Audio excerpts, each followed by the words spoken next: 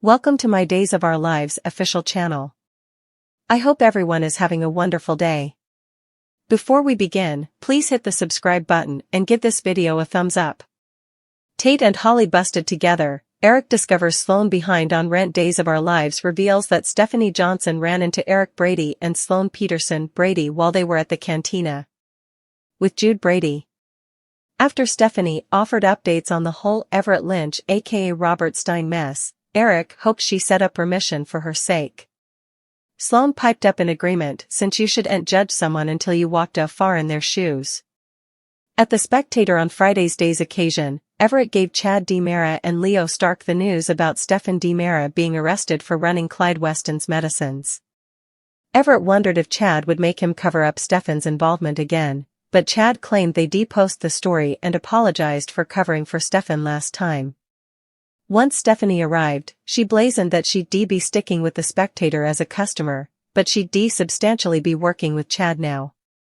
At the Salem PD on Friday's DOL show, Jada Hunter brought a box of old stuff to Rafe Hernandez's office and set up her decree of divorce, so Rafe was relieved over the misreading. Still, Sloane showed up soon after as Jada's counsel and claimed the factual divorce papers that were filed didn't have Bobby's hand on them. Jada was still technically married to Bobby, but Sloane pulled out some new divorce papers and suggested they could get the ball rolling on ending the marriage ASAP. Once Jada summoned Everett to the cantina. Right down, he set up her staying there with Rafe and Sloane. Everett set up out about the divorce hiatus and inked the new papers, but Sloane refocused out that he inked Everett Lynch rather of putting down Bobby Stein's name. Despite facing pressure to subscribe as Bobby, Everett said that be phony since he wasn't that man and told Jada she'd have to find another way to get the divorce. Back with Chad, he prompted Stephanie to part herself from Everett and let him find other people to lean on. In the city forecourt on Friday's Day's occasion, Eric ran into Leo after he hit in grand trade at Saxton's. Leo suggested that Eric might want to do some shopping too, but Eric suggested he was budgeting with Sloane since plutocrat was still tight. Once Eric returned home, he set up an envelope on the bottom with a letter from their landlord outside.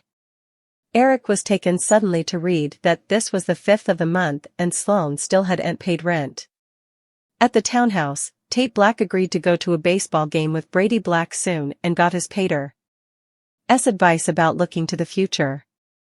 After Tate prevaricated about wanting to go out with his musketeers again, he made it to the DiMera manse and threw pebbles at Holly's window.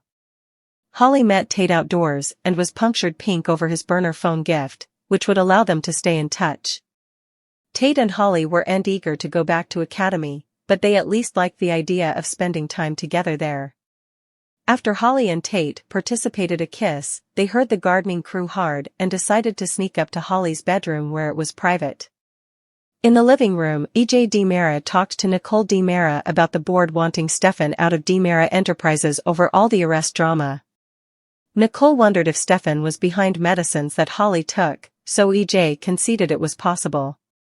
That said, E.J. cut Stefan a little slack since he said his family was trying to save Gabby Hernandez DiMera's life by working for Clyde. Once Brady came shambling in, he reminded E.J. that he wanted a public reason and an acknowledgement of the DA's wrongdoing when it came to Tate.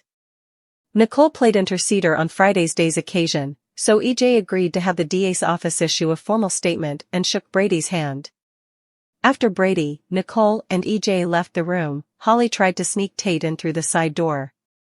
Brady returned and caught the brace together, so he demanded to know what Tate was doing there. Once Brady made it clear that Tate shouldn't be around Holly, he was surprised Tate indeed wanted to after what she did. Tate claimed that he forgave Holly, but he didn't change Brady's mind.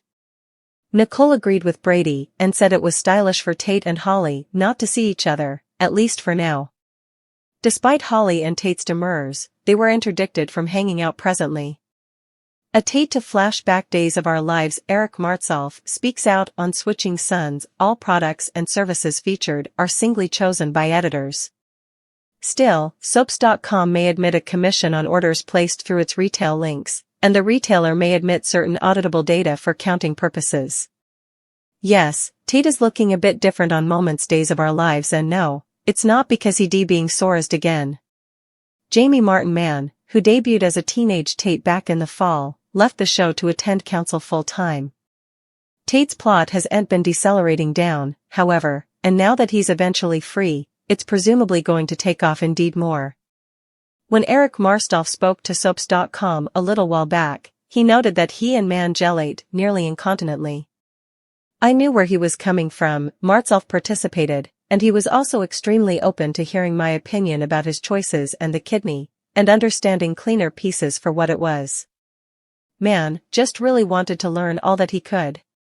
It's not frequently that you have a sprat that youthful who's so open to questions and being humble about what he's doing, his television pater proudly participated.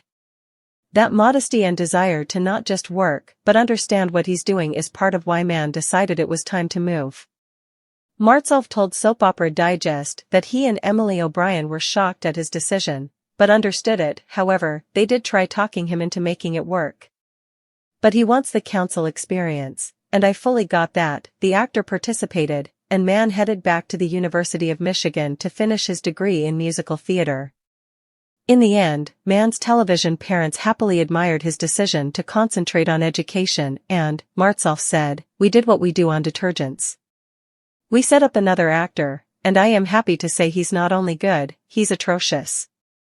That's when, as we reported, Days of Our Lives hired Leo Howard, an actor who's done his share of TV.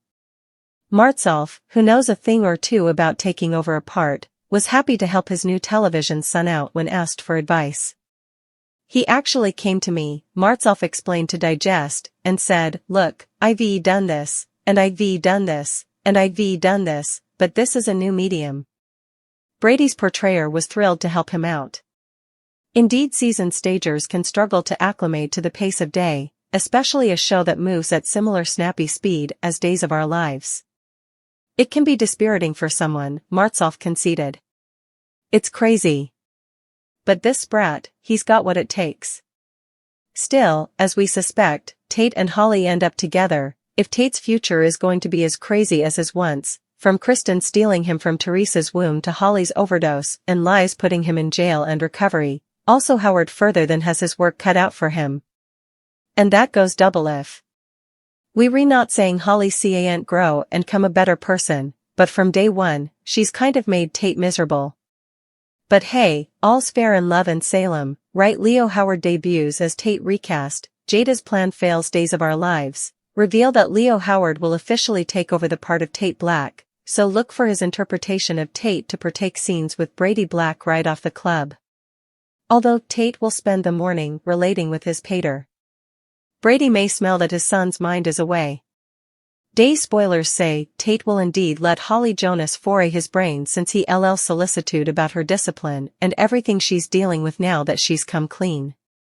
DOOL suckers know Nicole DiMera took a establishment station with Holly, who was predicated indefinitely and has to attend remedy with the possibility of recovery if necessary.